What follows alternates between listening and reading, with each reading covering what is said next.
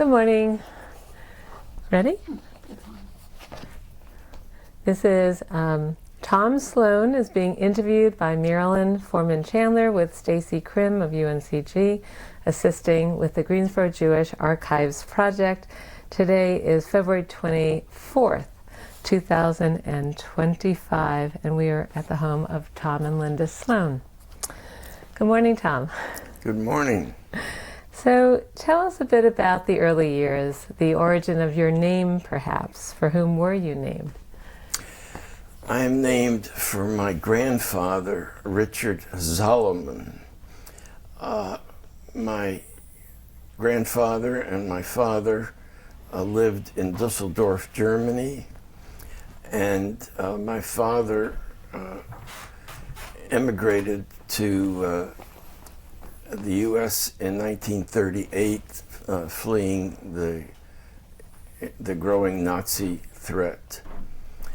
His plan was to get established to be established in the U.S. and then to bring his father over after he had a job here. Unfortunately, that never happened, and my grandfather, Richard, died in Theresienstadt in 1942. When my father came to the U.S., he came with a strong education in optics. He attended Jena University, which was world renowned in the field of optics, and he was at least the third in line from his father, my grandfather, and my great-grandfather. All were in the optical world. We have a newspaper in my office dated 1813, which talks about the headlines of Napoleon 2 years before Waterloo. There's a small insert in the newspaper saying that my great-grandfather was traveling to Essen, Germany, where he was examining eyes and making glasses.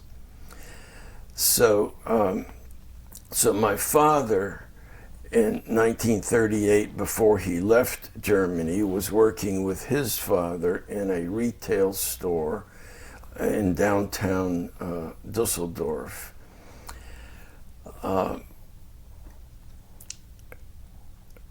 My father's name was Heinz Solomon, and as he was moving to the United States, he wanted to be as American as he could possibly be.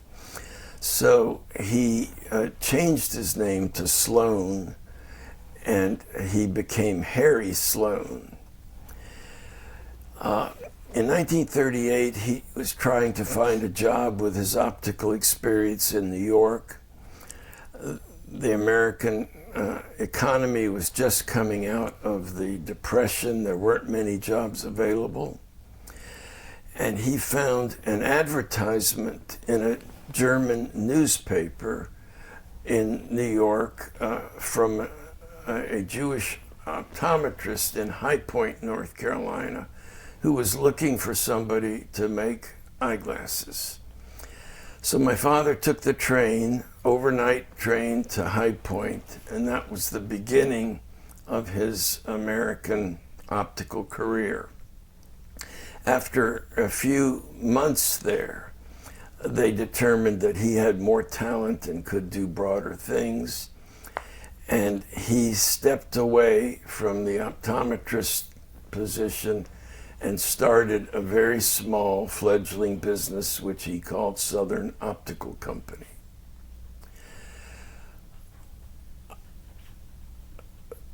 I'll move forward now to family life. My mother came from Vienna.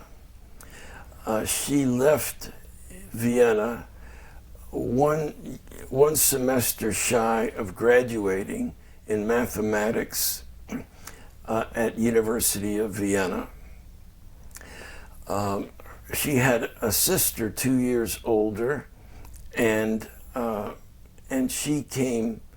Her sister was married and came earlier in 1939 to America. My mother and her mother, my grandmother, followed them to Durham, North Carolina in 1939. My grandmother, Valerie Fortrefflich, was the only grandparent I ever met. My mother got a job at a black-led insurance company in Durham, and she was taking a position as an actuary. After several months, some friends told her that there was a much larger insurance company in Greensboro and she might want to look for work there. She applied and at a visit in Greensboro, and they offered her a job for $20 a week. Being the modest lady that she had always been throughout her whole life, she said, "Oh, that's much too much."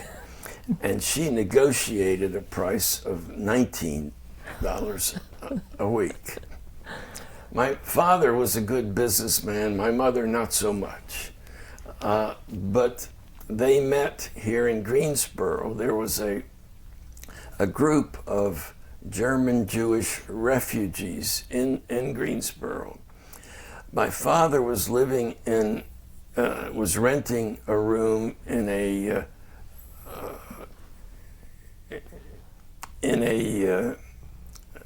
housing facility here, and my mother chose the same opportunity.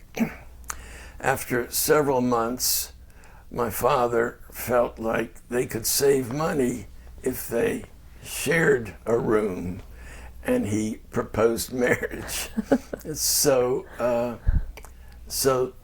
that was the beginning of two sons. I was the younger son, my brother 18 months older than me. We lived an easy life. My parents moved out of that house into a larger rental house, and later on bought a home on Oakland Avenue in Greensboro, where they had a nice backyard with fruit trees. And my father was very busy, focused on building his fledgling business. At age 5, my brother went off to elementary school. I was pretty isolated, and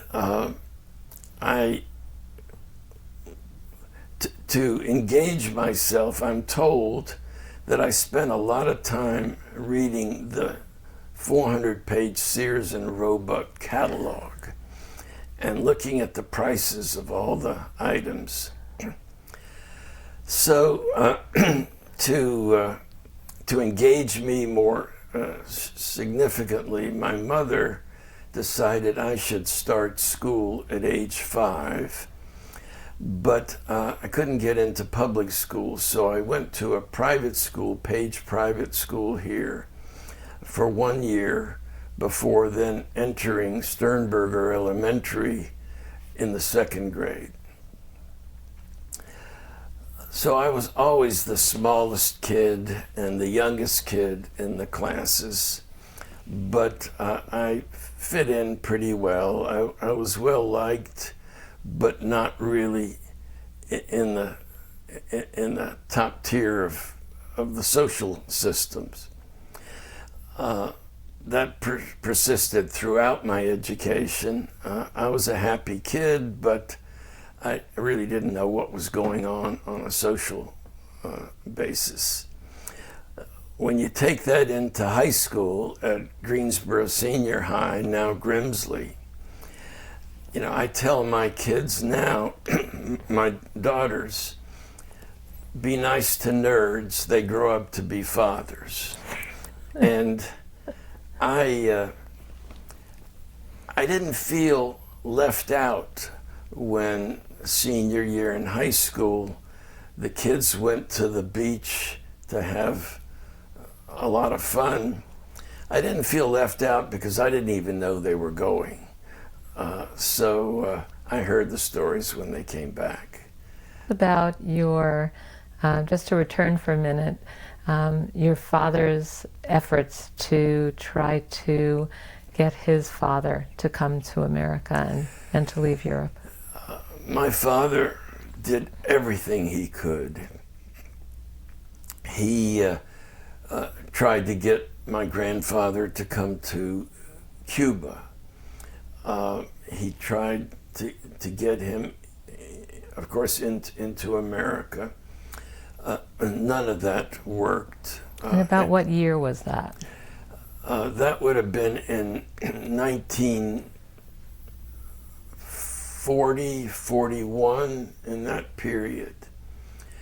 In 1942, my father got information that my grandfather had passed away.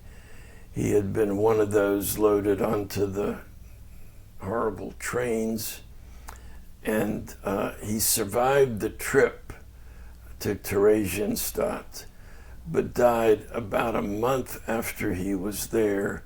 He was 81 years old. I think he died of dysentery.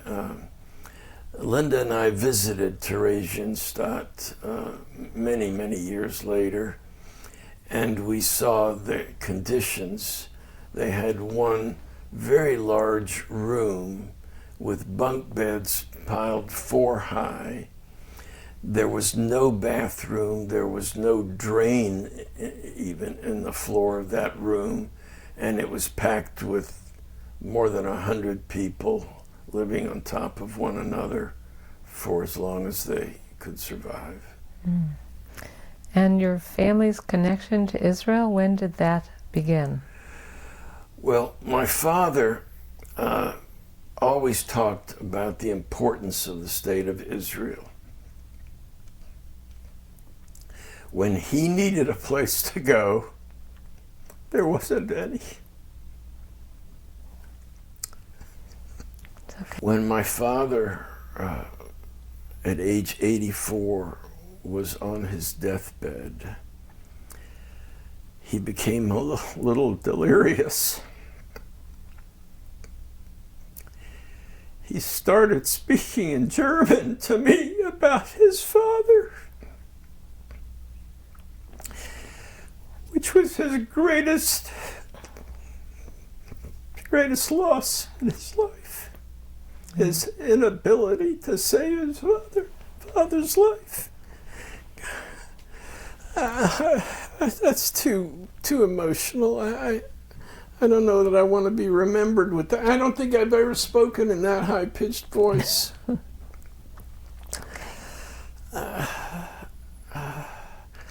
that was an emotional moment. And how did he become so interested and engaged and teach his kids about Israel? When did that occur? Because you were born 1944, so it was before the state of Israel was born, but at what point did the evolution to Israel happen, his love for? As my father became more settled in the U.S., with a fledgling growing business and his 2 sons, he was very involved in the Jewish Federation, which was growing also at an early stage. This is probably in the early 1960s, I'm guessing. No, maybe even in the mid-50s. So he was a supporter of Israel because he knew the importance of having a homeland. We heard those stories at home. My father visited Israel with my mother, and then of course a decade later, I went to Israel. My brother also, and that first trip to Israel is eye-opening and inspirational to anyone who attends. We had wonderful speakers. We learned about the military. We learned about the government of Israel. I always say now when I talk to people at the Federation and elsewhere that I am 4 years older than the State of Israel. And I'm proud to say that I had a small part in the growth of Israel.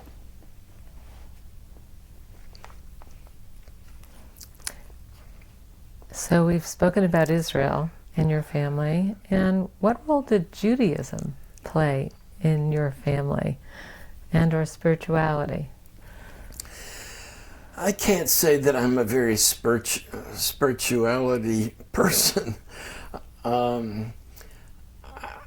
My education in Judaism was at Temple Emmanuel as a young kid. I was one of 5 boys in that class. It was fairly rowdy. I learned basics of Judaic practice, but it was not a strong educational performance. I was bar mitzvahed, talked about Abraham and the idols and so forth, but to this day, I don't consider myself strongly educated in Judaica. I did learn Hebrew in a very biblical sense, but I can't say that I have retained much of that.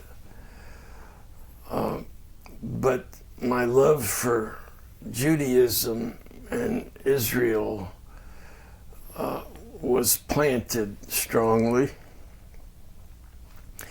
And as I became an adult, I became much more engaged. So speak about how you became an adult. Where did you do your undergraduate and your graduate studies? Well, I will tell you that I have always been a planner, and it's a disease that I've passed on to my daughters and my grandchildren. I say a disease in a positive way. I always think that you should plan your future as best you can. You can change it at any time based on new information. You're not locked in. But my brother was a very strong academic.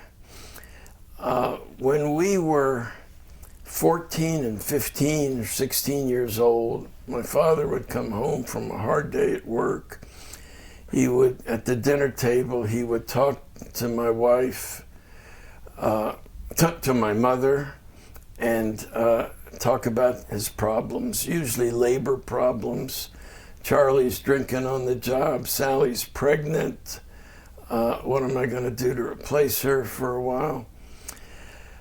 My brother, listening to all this over several months, said, I'm not going to go into follow the trend and be the 5th in the line, father to son, in the optical world. And my brother went off to Oberlin College studying liberal arts, went on to get a PhD at Harvard in health economics, and held several chaired positions through his academic life, terminating at Duke University. When my brother said he was not going into the business, I thought maybe it was an opportunity for me. I was good in science and in math, and so in discussing this possibility with my father, he had some concerns about the future of his business and how government might impact it. He saw that in Germany. But he coached me to get a very strong education. If I wanted then to follow into the business, that would be fine. He didn't press the idea.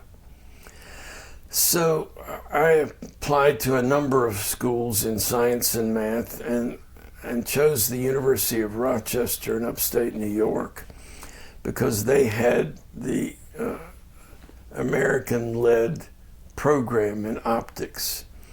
Rochester was an optical-based town with Xerox there, with Bausch and Lomb there, and they had a very strong national reputation. So I spent 4 years in undergraduate work in optics, and after graduation I looked around, I got several job offers, but I decided to stay for a master's degree in optics. So I graduated undergraduate in '65, and in 1967 I finished my my master's in optics. I was trained as a lens designer and not ophthalmic optics, but in scientific optics.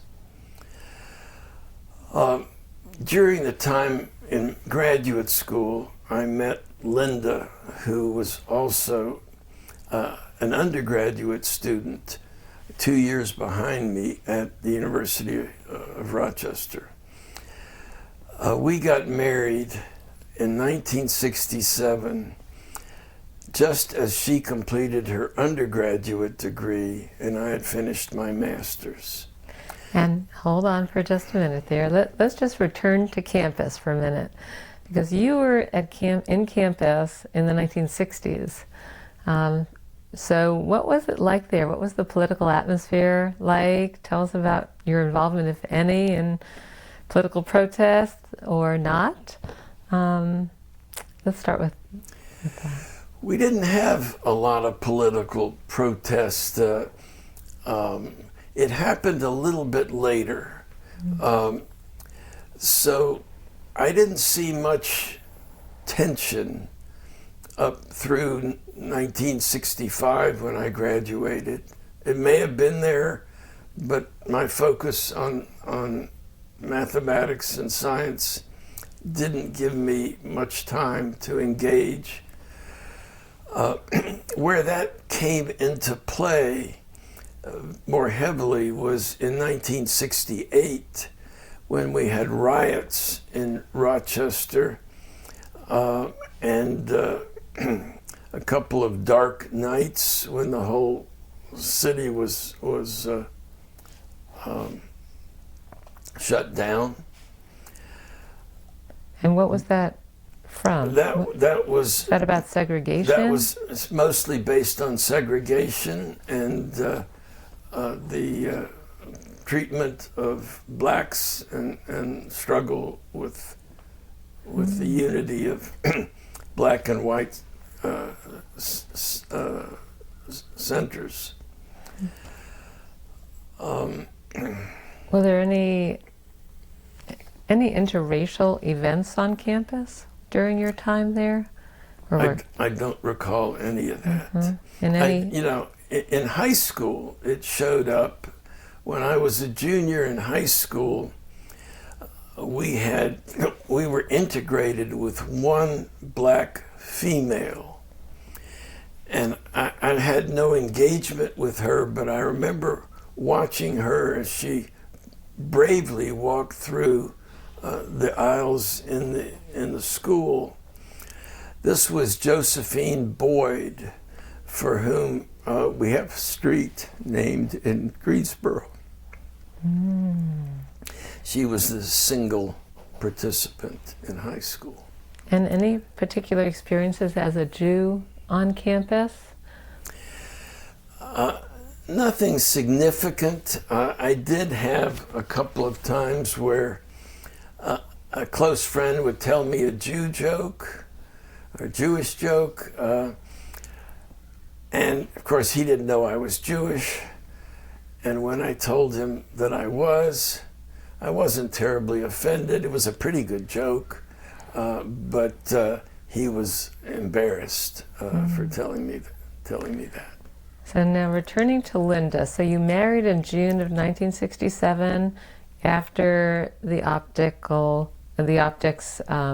master's degree, and then you and Linda, what did you do after?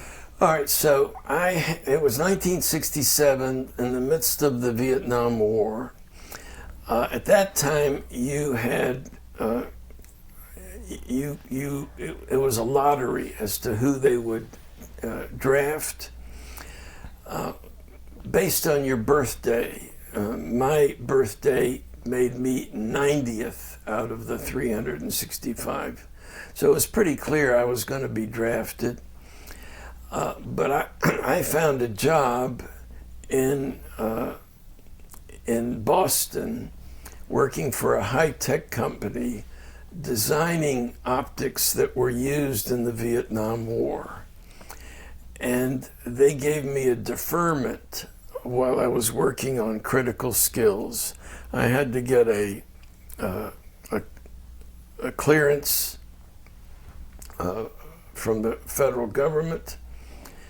And so I began a 3-year career at a company called ITEK, I-T-E-K, which was later bought by Litton Industries. But they were one of the leading upcoming optical design companies. They built the camera that went on the lunar landing to the moon. And so I learned a lot about mechanical engineering as well in building sophisticated optical lenses.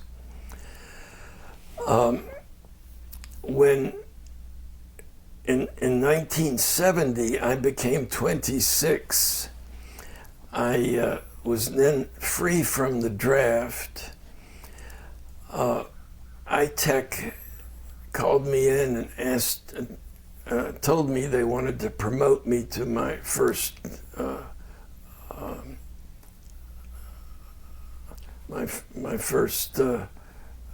next connecting job, and I told them at that interview that I was planning to leave and to join my father's business in Greensboro. But before I left Boston, I had also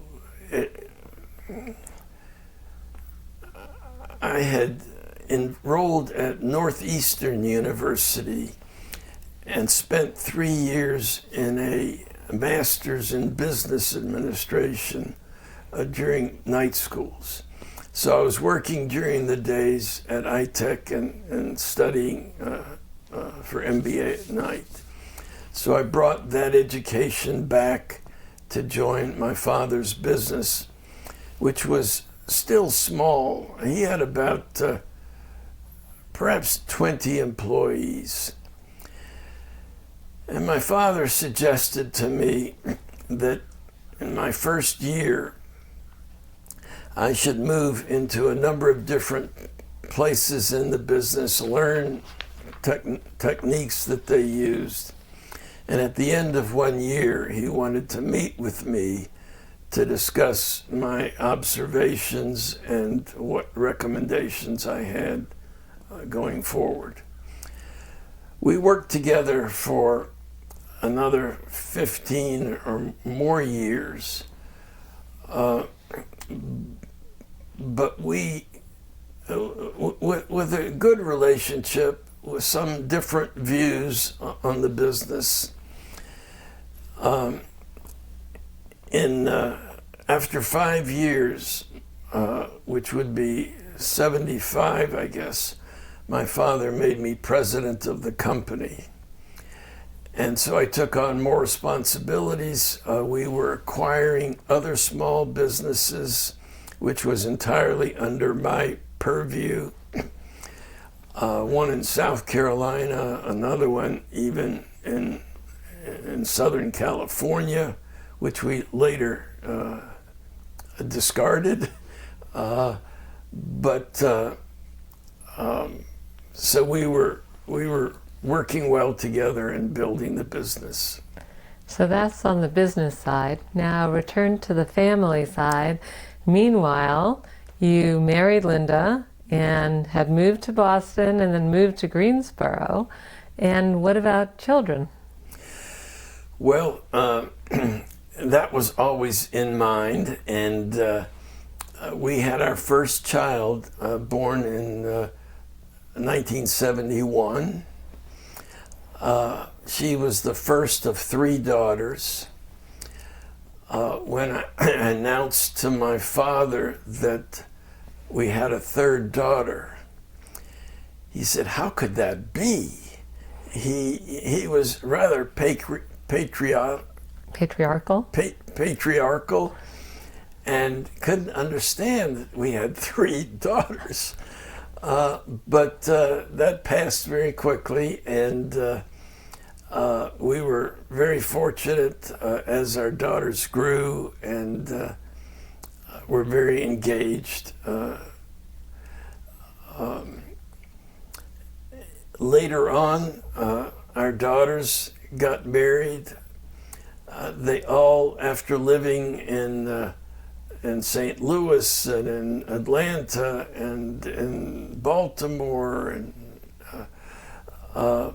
they all found their way back to North Carolina.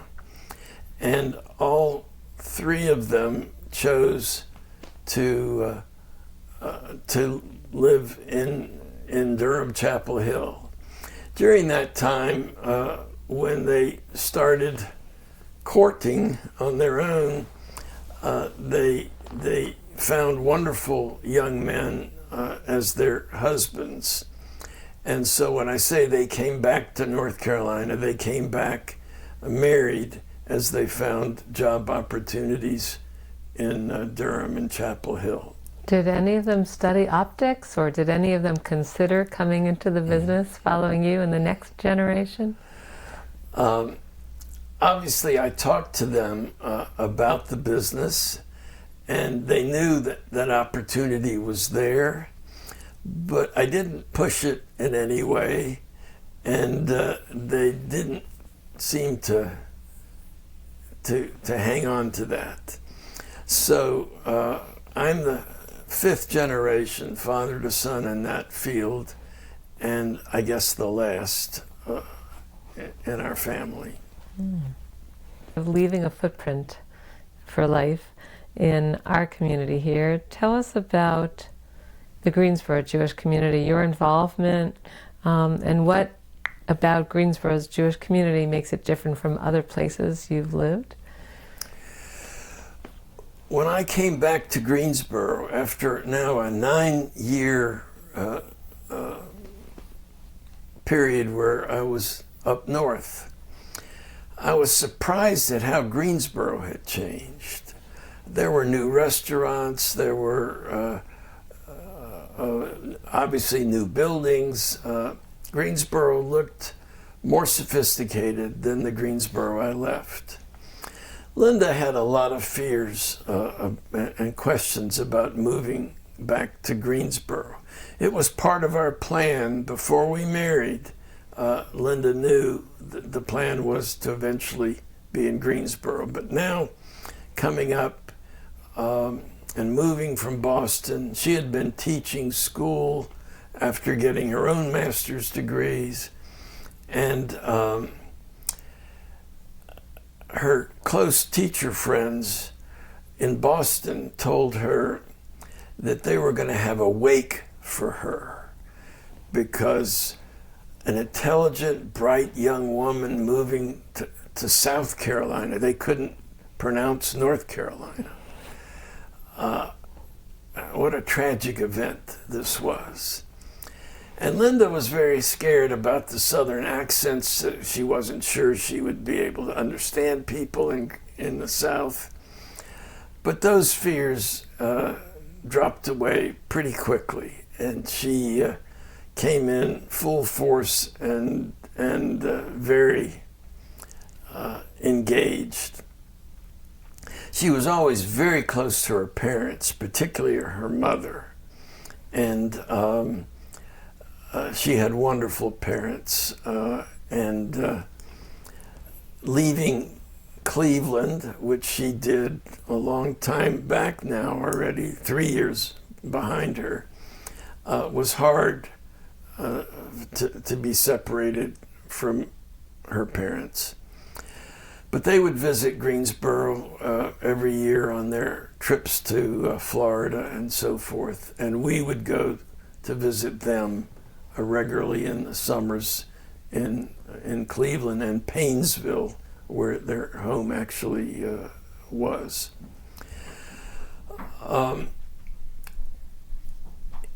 In Greensboro, I quickly was approached to join the Greensboro Jewish Federation, which I gladly did, and it was educational to me. I was or Linda and I together were one of 5 couples in a young leadership program that they had established. And at the end of that young leadership program, we took a trip to Israel. And that, as I think I said previously, was eye-opening to us and just helping cement the bond that I heard from my father so clearly years before. When I look back on my early participation in the Greensboro Jewish Federation, I found it very enlightening, and I credit the Federation for helping me build my work in a nonprofit organization, and particularly in the leadership of those organizations. So I was on a lot of committees, and I was volunteering, and I give the Federation credit for training me to become a very good board member in so many other community activities that I participated in later years. And you and Linda became members of Temple Emmanuel, where you also chaired the Temple Emmanuel's capital campaign. Want to share a little bit about that? Well, that's jumping several decades ahead. But we were involved in. We weren't strong temple goers every Friday night, but we did attend often with my parents.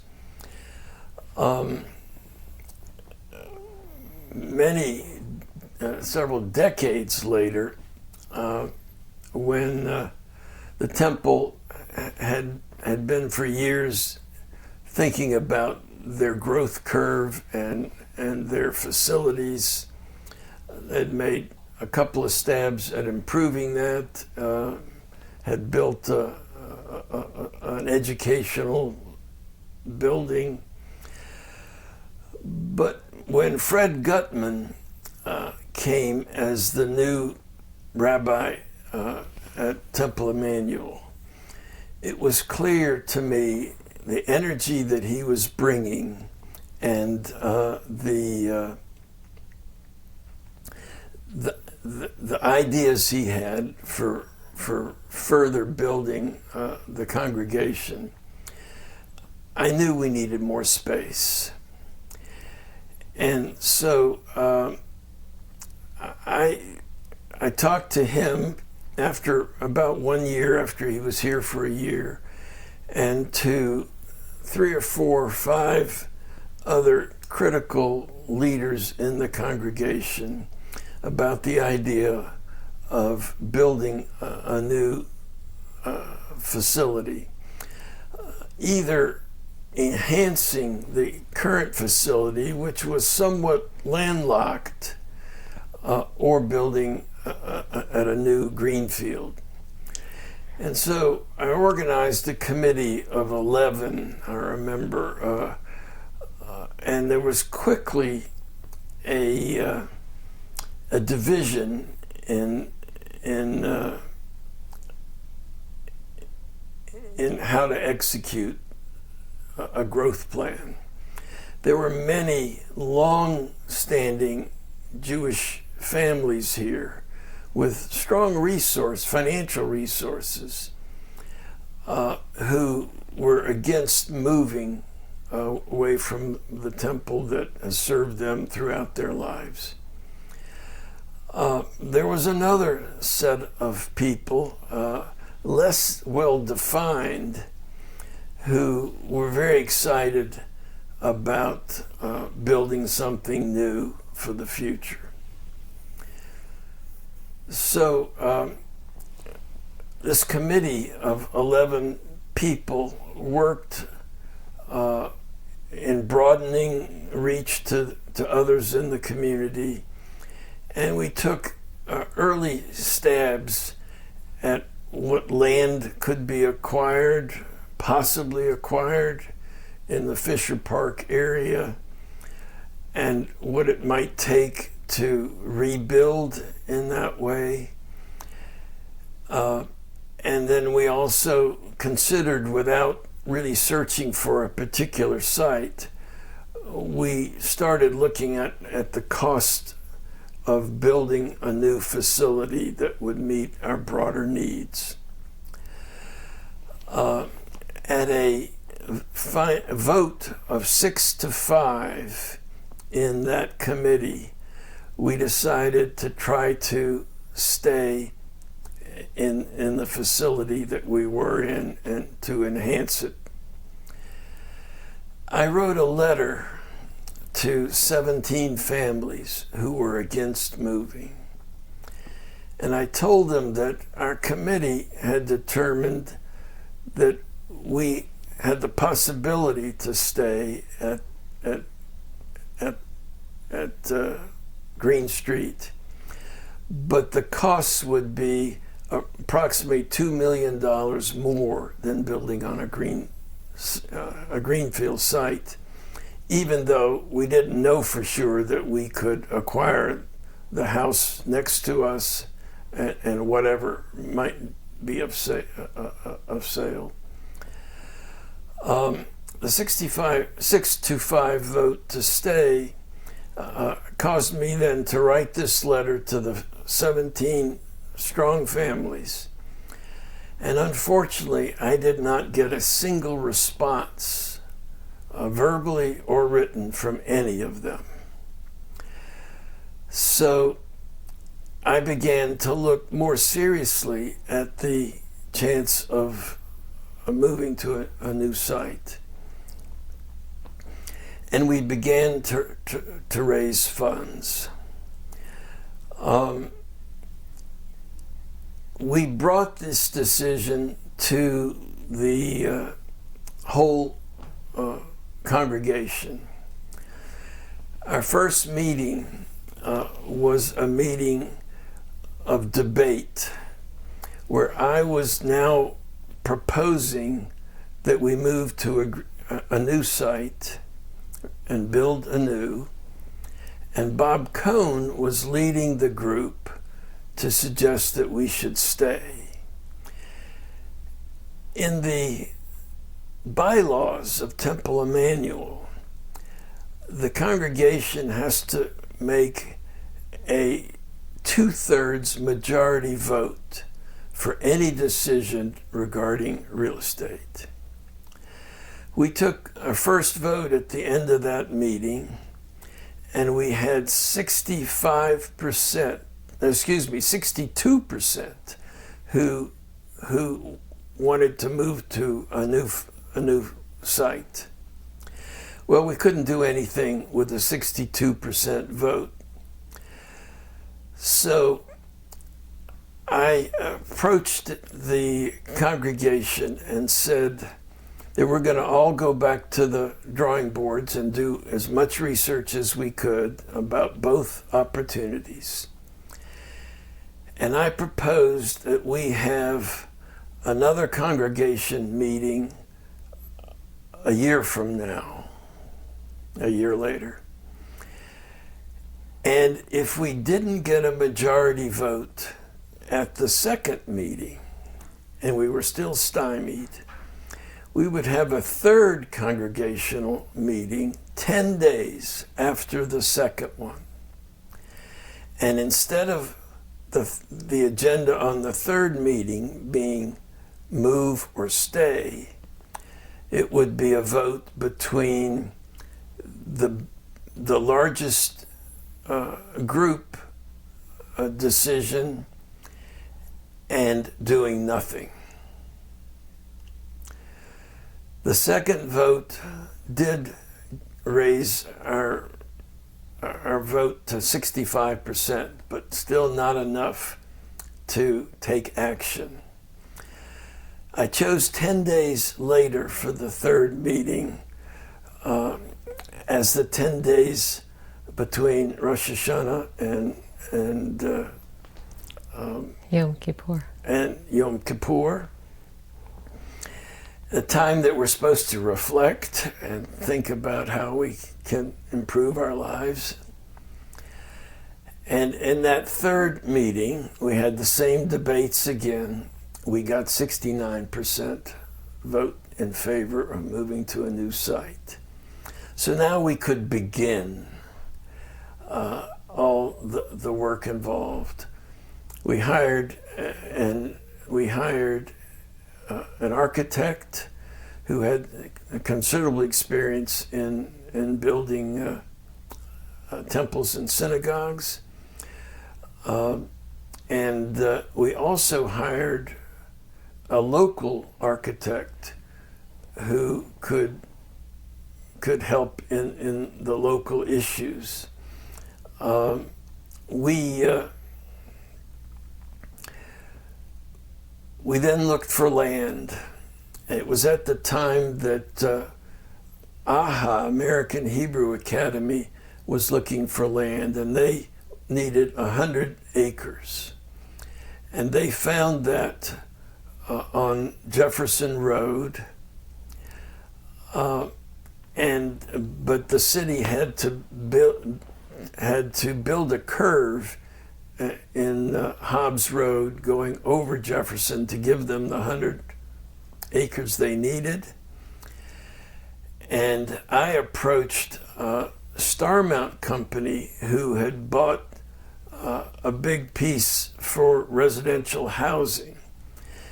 And I asked them for 10 acres on the corner of Hobbs and Jefferson. Those 10 acres were not ideal for housing, and they decided to sell the 10 acres that we used to build close to the American Hebrew Academy. We were fortunate in the fundraising. After some critical lead gifts, which are incredibly important for any capital campaign, we quickly raised a great deal of money. Our goal was $10 million, and we achieved that $10 million goal in payments and pledges. And we were deeply involved in the design of the facility. Buzz Strasser was my partner in this whole process, and we had a lot of help in the construction. And Michael Shifton helped us in the work to finalize the design, and particularly in the construction.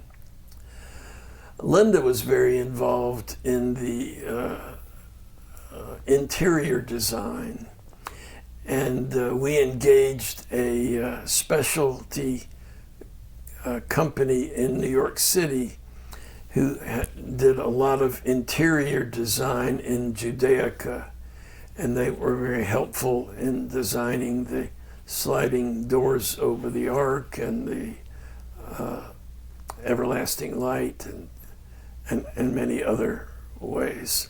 So how did you see your role in this? I mean, because it seemed like you really pieced together so many different parts and players and the politics of it all. Like, just think of it from a 50,000 foot or 30,000 foot angle. What? The hardest part of this job was consensus building, and it took 3 years. That was the hardest part. Once we had direction, we could proceed. Very interestingly, at this point in the process, Linda and I took a bicycle trip in Italy. And on that trip, we were taken to Assisi's, where we toured the wonderful church in Assisi's. And after a great tour through by a very informative female guide, I asked them, how long did it take to build this temple? The answer was 300 years. So I felt a little encouraged that we were 3 years in and may be able to beat that record. But we hired, after a design was developed, we hired the Samet Construction to build the building. Buzz Strasser and I were out there every week monitoring every little piece. We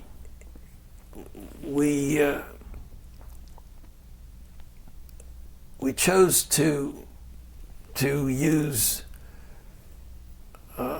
stones from Israel itself to surround the bima, and those stones were delivered, and I got to the installing site about an hour late that morning. They had already begun placing the stones. They didn't pay attention to the fact that every stone was numbered as to where it should go, and they made a couple of mistakes. But in the final end, it didn't really make any. It didn't make a matter. It didn't matter. Tom, just a detour for a second. Now, there was also the stay group, right? The group that did not want to leave the campus. I want you to share about what happened with that as well. Thank you for asking that. I should have included that earlier. Our primary goal was to build this new facility, but a very close secondary goal was we didn't want to split the congregation. We wanted to keep it together. Throughout all my studies, and in business and in nonprofits, I consider myself a consensus builder. I'm not one to throw a bomb in the middle and blow things up and rebuild it. I desperately wanted to find a way to engage those that were opposed to this plan that we were taking. And so our challenges were never really financial. It was just a question of people being motivated to use their financial resources for this idea. So I'm not exactly sure where it came from. I'm not going to take total credit for me, but all of a sudden we started looking at the idea of keeping the Green Street facility and building a partnership that was enjoyed by those that didn't like the idea of building a new facility. And so we developed a program where Temple Emmanuel sold the Green Street facility to a newly designed Temple Emmanuel group who owned the facility and whose funding in the purchase helped us build the new facility. But we had a 25-year agreement that the first Friday night of every month we would hold a service at Green Street, and that any congregant could decide for a personal service, a funeral, a marriage, a bar mitzvah, b'nai mitzvah.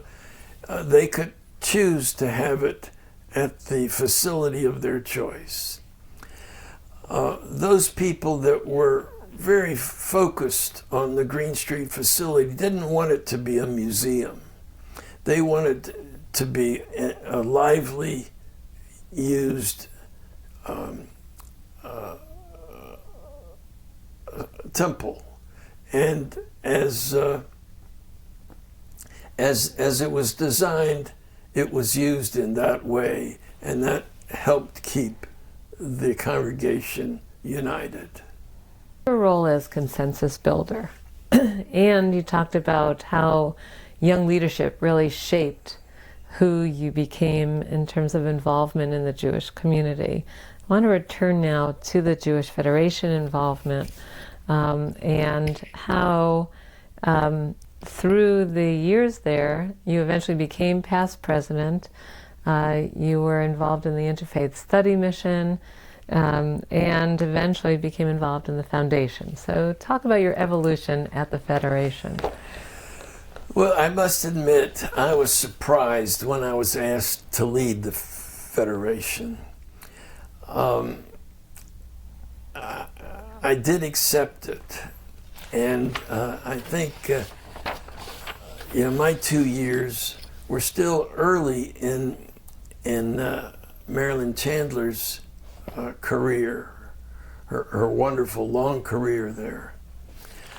I asked Marilyn to take a walk with me in the Arboretum. In the Arboretum, where we could be alone and just talk about the future. And I needed her guidance and her wisdom, and I needed to know her a little bit better.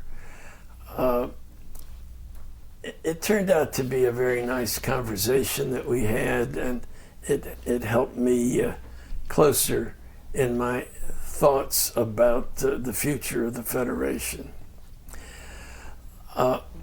We had very few arguments or even disagreements in the Federation board, but there are always some differences of opinion, which is a positive thing in any organization.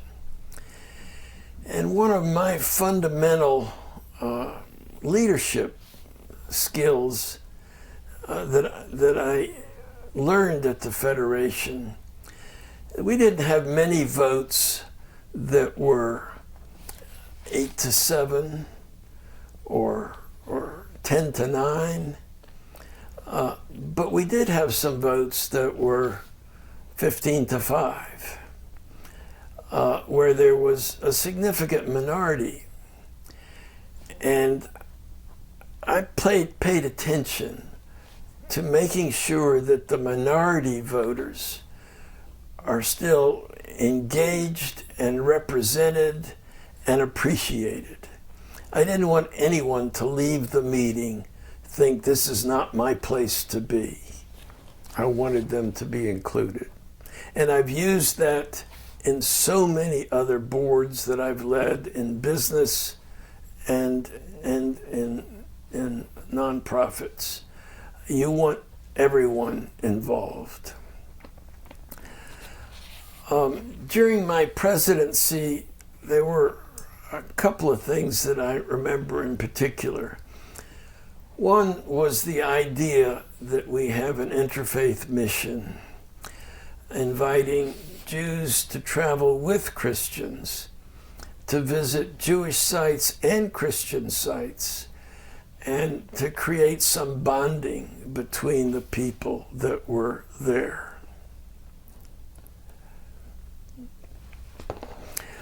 We had a wonderful first trip, and I bonded particularly with an older African-American woman who was very scared at the top of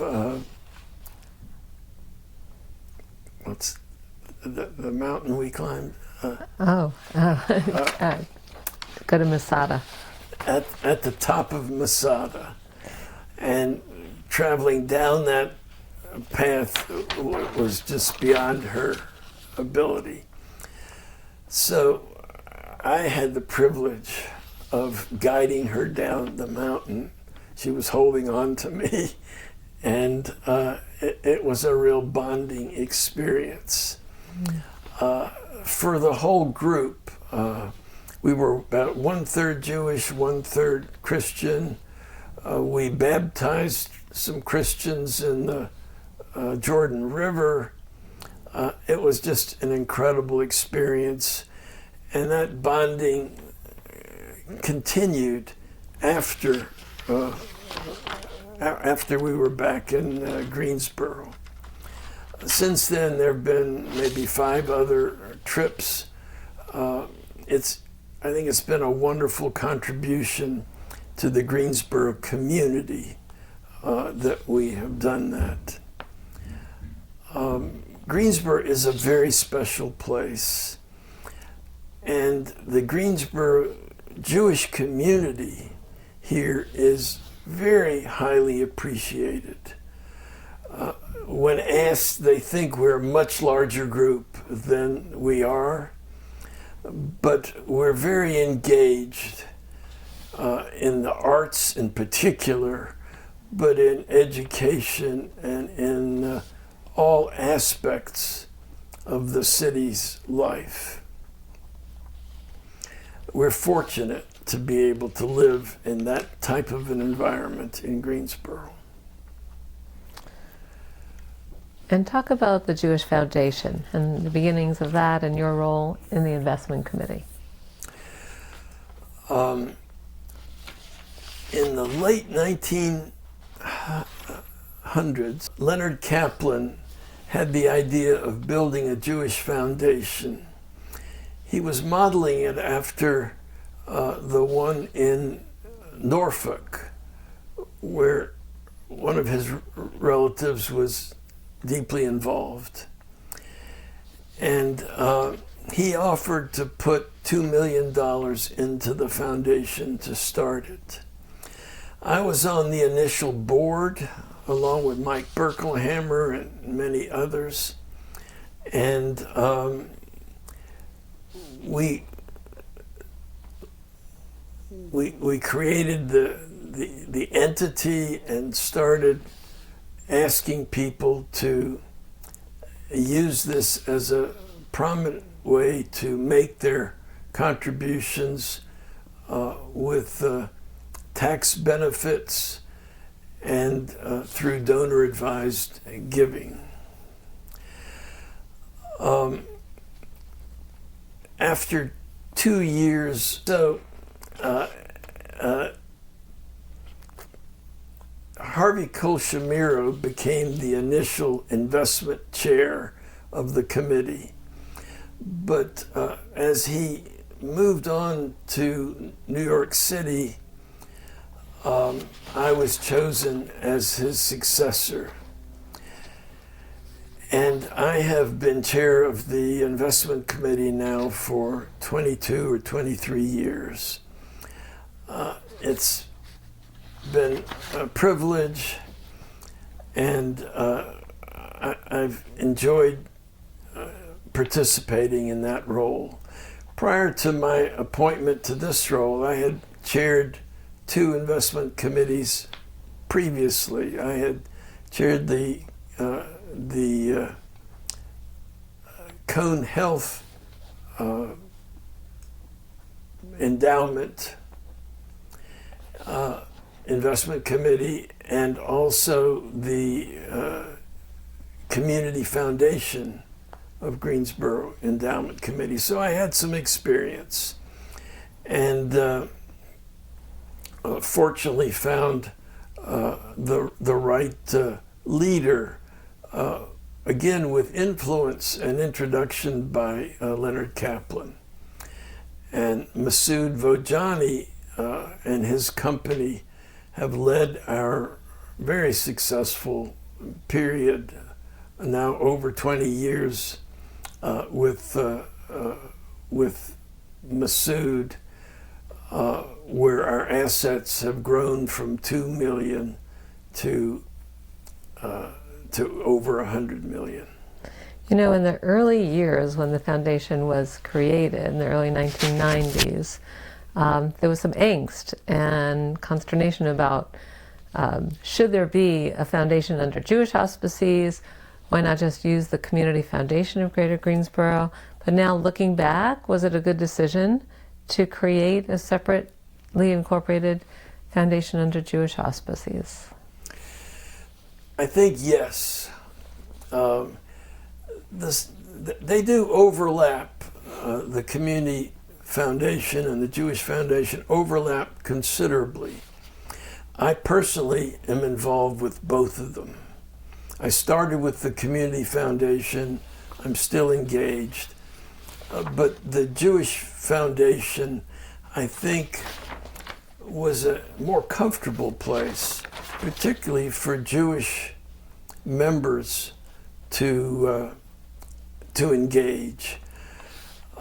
We always talked about making contributions through a Jewish lens, and the Jewish lens is not very different from any other lenses in philanthropy, but it is certainly focused much more heavily on Jewish causes, even though the Jewish Foundation is often supporting all kinds of nonprofits as was done otherwise. But yes, I think it was a very good decision, and it has grown to a size that we couldn't have even imagined, when we began.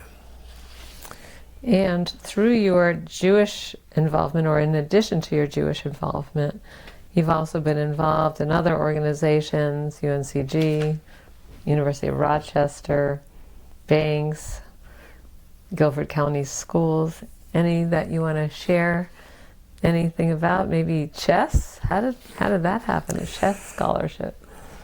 Well, using the base of what I learned at the Jewish Federation, I have enjoyed involvement in many other institutions.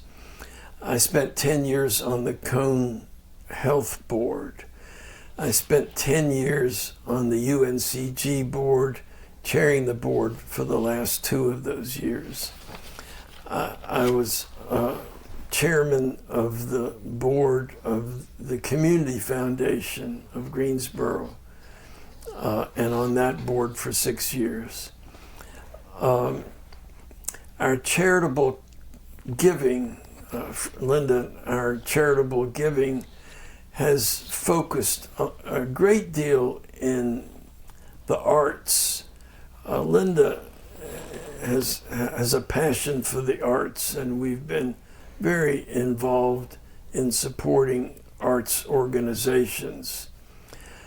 I have also been very supportive of my alma mater, the University of Rochester.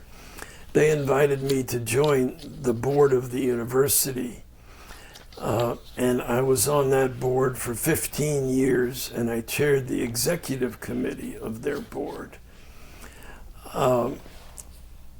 In a major charitable gift, we named the Sloan Performing Arts Center in Rochester on campus, which took 13 years from the idea to actual completion. The university had a lot of other projects ahead of it. So being engaged in the community, both Jewish and general, have been very important to me. 6 years ago, I decided that I wanted to do something for underprivileged kids. And chess has been a passion for my whole life. I was a tournament chess player for 40 years. And I approached the school system to see if we could do something to introduce chess into the public school system. I chose the second grade because learning chess is a little bit like learning a foreign language, and kids can take it up at an early age. I approached the chief academic officer and told her of my idea. And I told her I would finance it, so there were no budget issues. And I wanted to teach chess to the second graders. And I thought it would be an after-school program.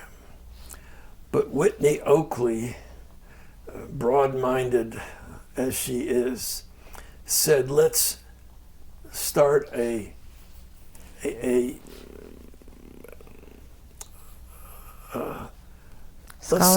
trial program in 4 elementary schools in the fall. Wow. I didn't expect that answer, and I wasn't prepared for it. It was like the dog who finally caught the bus. I didn't have a program. I didn't know how I was going to implement this, but I had 3 or 4 months to figure it out.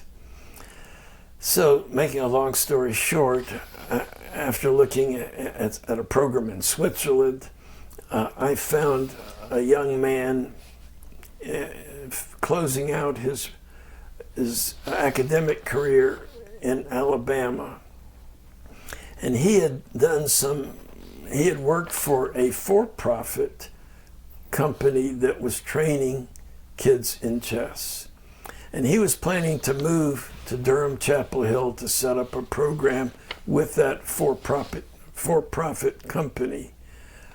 I got in touch with him and lured him to come to Greensboro, where he would lead our program inside the nonprofit school system, of course. And it was a great choice. He has led our program for 6 years now. We are now in 15 elementary schools with about 1,000 to 1,100 students a year, getting one class a week education in chess.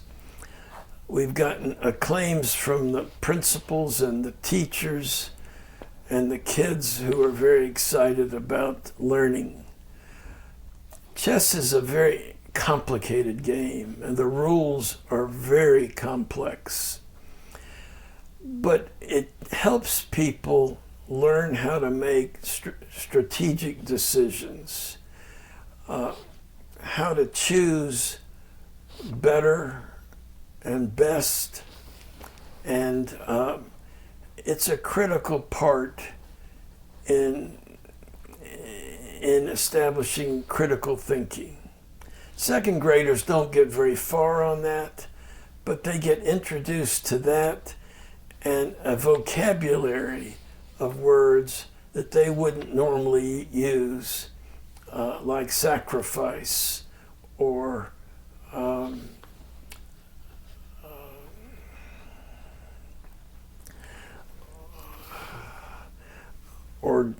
development or trade-offs, and many others. Tell us about the UNCG scholarship that you developed and established. Well,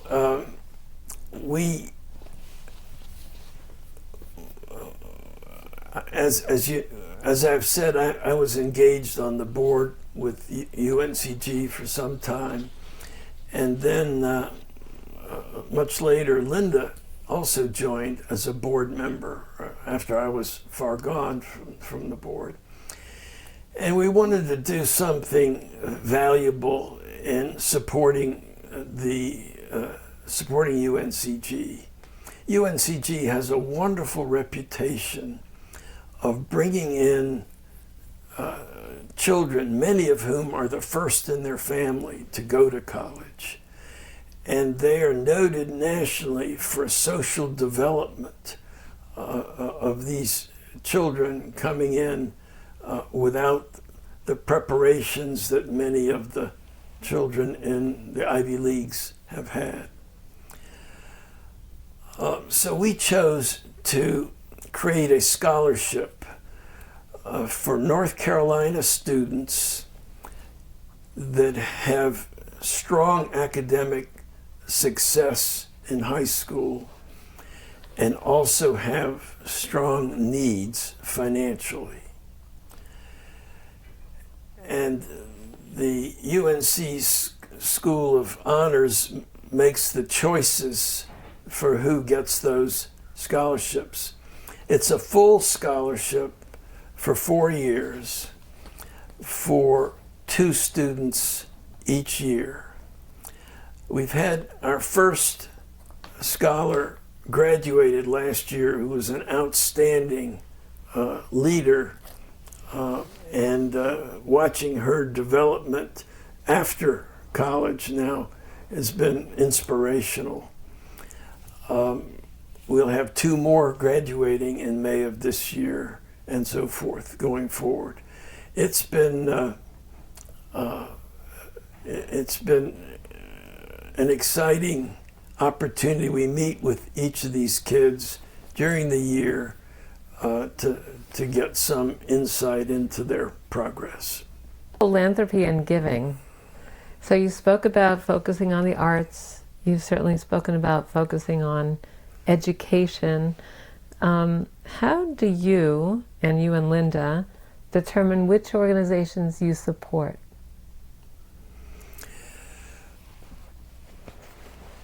I learned from a good experience and a not so good experience that I wanted to join organizations where I had great respect for the leadership. That was certainly true when I joined the Jewish Federation. I joined another organization that had a well-meaning leader, but who didn't have the skills that we really needed to join, to grow the organization.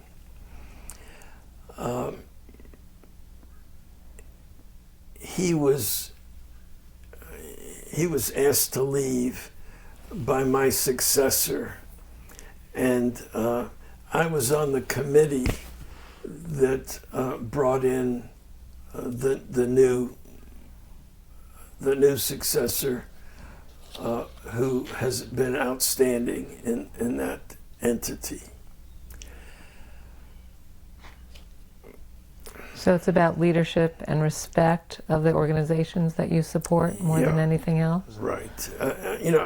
Obviously, the cause is important, but the leadership is what defines it. And has your family been involved in every organization you support? No. No, many, they were not involved in the University of Rochester. They were not involved in Cone Health. They experienced all these through me. But one thing we haven't talked about is my daughters and my grandchildren. My 3 daughters are very good friends. And the men that they married became very good friends. One by one, starting with Tamara, she was the first one to find a position in Chapel Hill and move with her husband. And then a couple of years later, I think Allison joined they were in St. Louis, and they moved back to Chapel Hill. And then lastly, Carrie, our oldest daughter, moved back when her husband had a great opportunity in leading and being headmaster at a private school here in Durham. So I'm proud of our 3 daughters. They do a lot of work in addition to their careers. They do a lot of work in nonprofits. Carrie created a new nonprofit on her own that she managed for 10 years before finding a successor. The others were deeply involved in other community organizations. And most of all, they've been very close friends of each other. I think they wanted to live close to us, but maybe not too close to us. So Durham Chapel Hill turned out to be a great solution. Each of our daughters gave us 3 grandchildren. So we have 9 grandchildren. They're 9 years apart from the youngest to the oldest. But they grew up in the triangle together, and the 9 grandchildren are incredibly close. They're a bond. The cousins look out for each other. They're constant conversation with each other. We have 3 that are graduating college this year. None of them went to school in North Carolina. I don't think they know that state schools exist, but they've chosen. Fortunately, they're strong academics, and they've gone into schools in New England and in St. Louis and in Iowa, all over. And this past year we had 6. This year we have 6 grandchildren in college. So 3 more left to join. Every year, let me start again. we have taken 3 major family trips with all 17 of us. One to Alaska on a chartered boat, one to Galapagos in another chartered boat. These are small boats that could carry 20 people. And a third one was our trip to Israel, where we hired a guard and hired a guide. A guide and what are we driving? The bus driver. Yeah. We hired a bus and a bus driver, and it was a wonderful trip, introducing our kids to Israel, and again bonding. That trip actually was joined joined. Somebody joined you? Yeah, that trip was joined by the parents of Tamara's husbands, who were Christian, and they wanted to attend their grandson's bar mitzvah in Israel, and we were delighted to have them on the trip. They added a great deal to our enjoyment and activity. Are all 3 of your daughters involved in congregations? All 3 of our daughters are members of Judea Reform in Durham. They encouraged us to make a very nice gift as a lead gift for their campaign to hire a second rabbi. Carrie has been very involved on the board there for a while, and all 9 of our kids were B'nai Mitzvah'd at the at Judea Reform, with the exception of Owen, who was bar mitzvah'd in Jerusalem with support from Judea Reform. Wow. So you sold your company after 30 years in 2015 when you were just 52, and you later wrote a memoir entitled En Passant, which means in passing in French. And you shared earlier that only 6 pages were devoted to the business. What was the rest devoted to, and why do you think that was? Well, I didn't start out to write a book. I wasn't that ambitious. I wanted to write 2 or 3 essays that I wanted to leave for my grandchildren. One was politically based, my views. One was my love for Israel and the Jewish people. And the other one was more historical, about my parents and grandparents. So as I wrote these 3 individual documents, I sort of decided I should find a way to bring them together and put them together. And so I began writing more. I wrote about, with some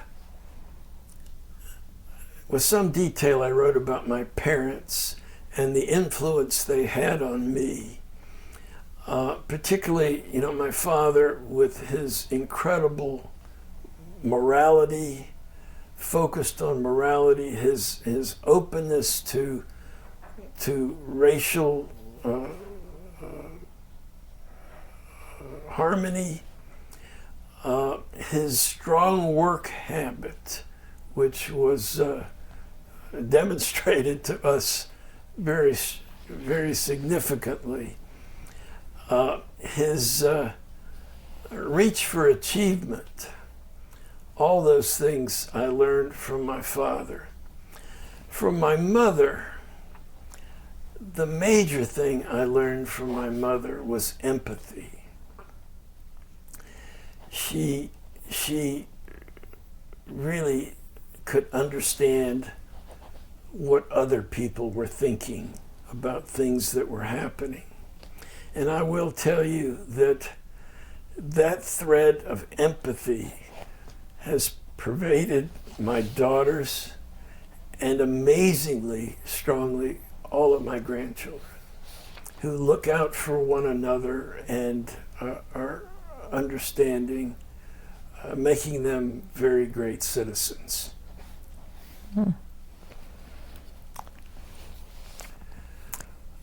How's your identity been shaped by work and career and nonprofits?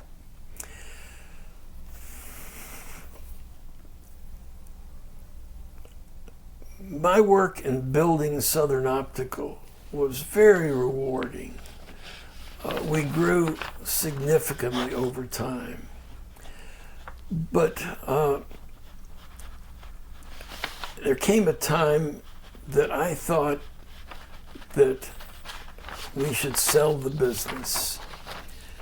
I thought it was time to take some money off the table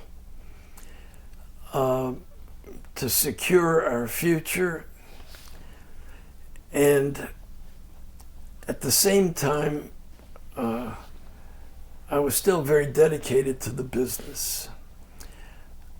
I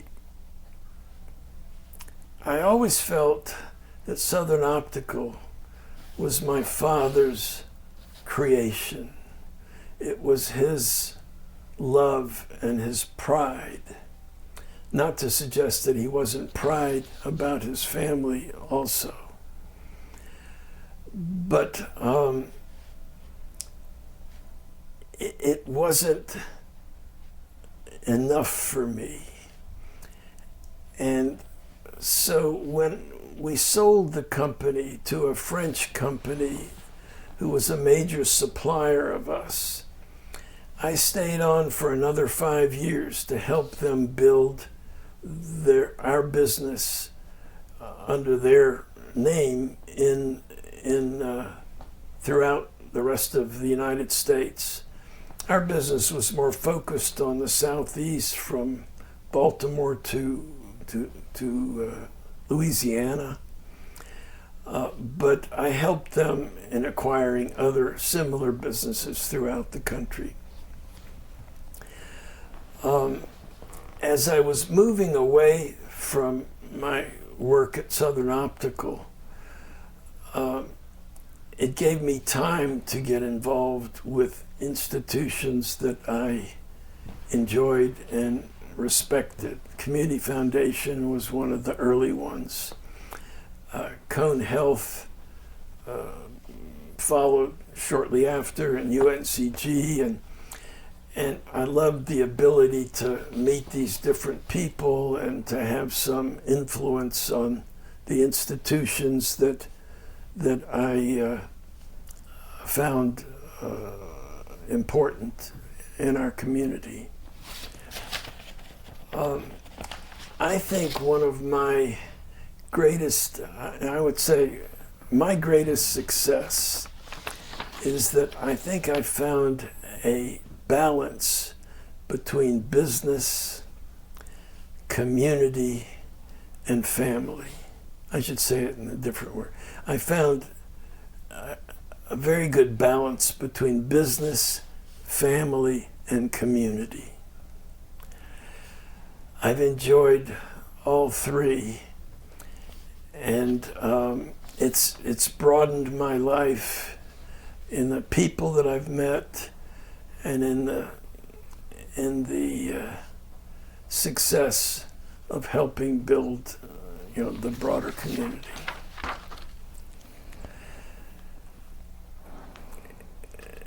At the very beginning, I think, Marilyn, you mentioned footprints.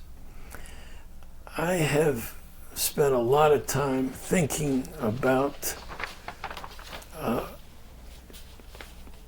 my estate and how it should be spent and how it could be useful after I'm no longer here. I am leaving endowments to the Federation, to a continued involvement with the Community Foundation. I have made my desires, with Linda. This is not me alone. This is Linda and I both working together on this. Things that we can continue to do to support the community. I put my name on some of the major gifts that we've made, not necessarily for personal identification, but in fundraising. I think it's much more powerful to set a role model. To set standards of giving to others who may not be as financially successful as I was, but they can say, well, I don't have the assets he has, but he gave that. Maybe my role would be to give this. And it's hard to understand. You want to give to organizations, but it's hard to understand what is my piece? At what level should I be involved? And so I think you can try to make those gifts with understanding of what other people have done. And I think it's an important part of fundraising to be identified so other people can measure above you or below you in their capability. And Tom, who have been your role models through your life? And what about them do you admire? I would say by far the most influential was my father. I shared earlier some of the traits that he gave me. In business, I got engaged with Lanty Smith, who was chairman of Burlington Industries, and he was trained as an outstanding attorney, and he is one of the smartest people I've ever met. But what makes that important is he is also the hardest working person I've ever met. I've shared investments with him. I invested in a company that he split off from Burlington Industries when it was acquired. We have been in many other newer entities where his leadership has been very important. And his leadership was also helpful to me when, as a board member of Southern Optical Company, he helped me assess the sales process and then the repurchasing process when we bought back Southern Optical 3 years after we had sold it. That came about because the public company to whom we sold the business was taking their business private, and they needed to sell off our business. If they were going to sell Southern Optical with me, the president, I wanted to know who the buyer was. And so I turned out to be the buyer, to buy it back and control it again before we finally sold it to the French company 7 years later.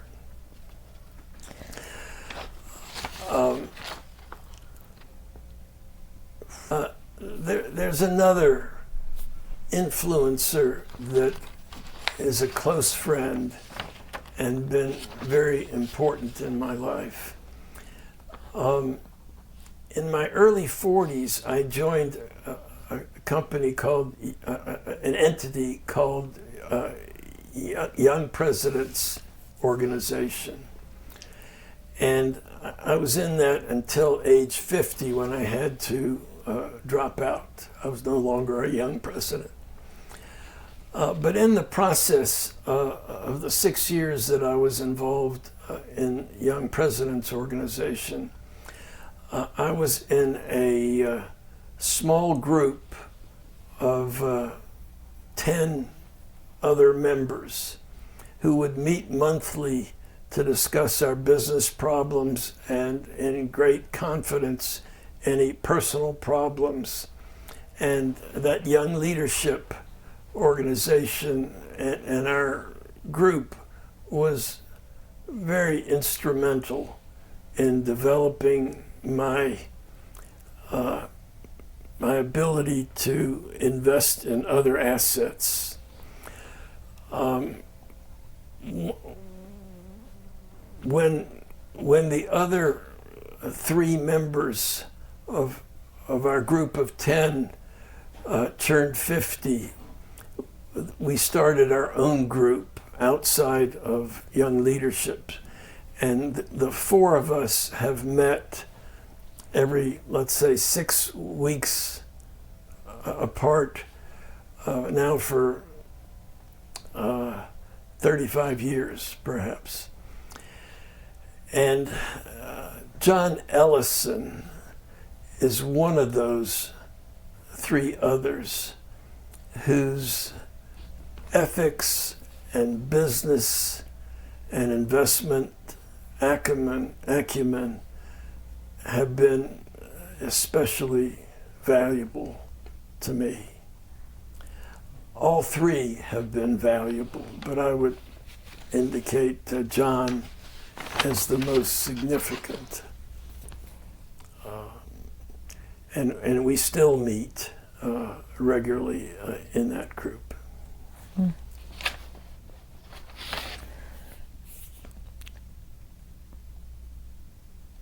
So departing, I have 2 last questions, and then I'll ask if you have any more formal questions that you would like us to ask.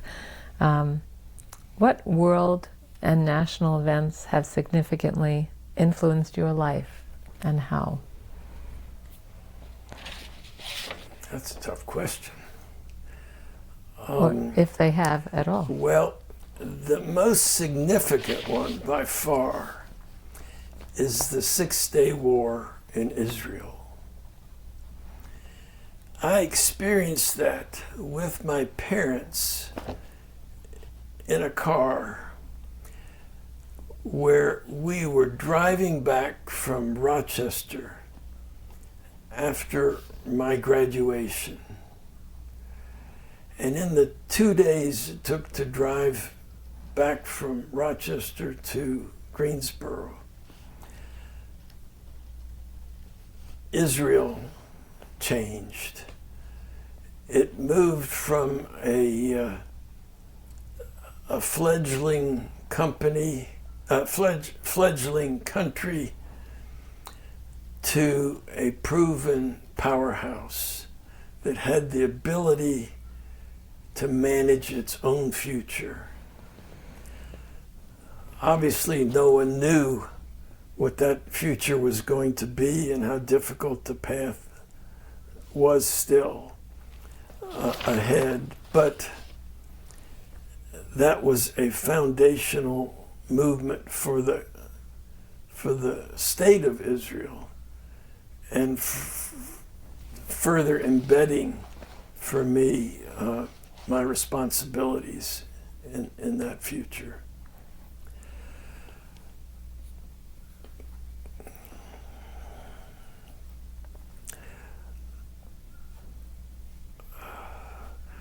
There were a lot of political events over the years, some that I liked, some that I didn't like, but I can't suggest that they changed my life in a significant way.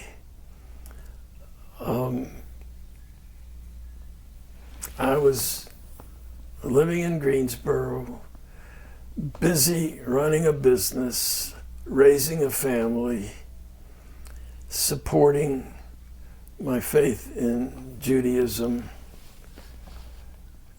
and that kept me pretty busy. And in the end, what gives meaning to life?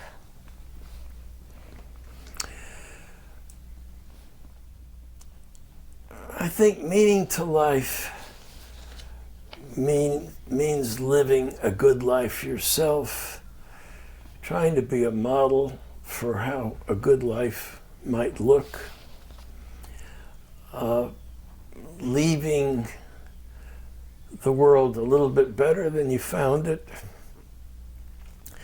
Tikkun Olam is a big part of my thinking. There are a lot of huge projects that I can't solve, but I can't stay silent either.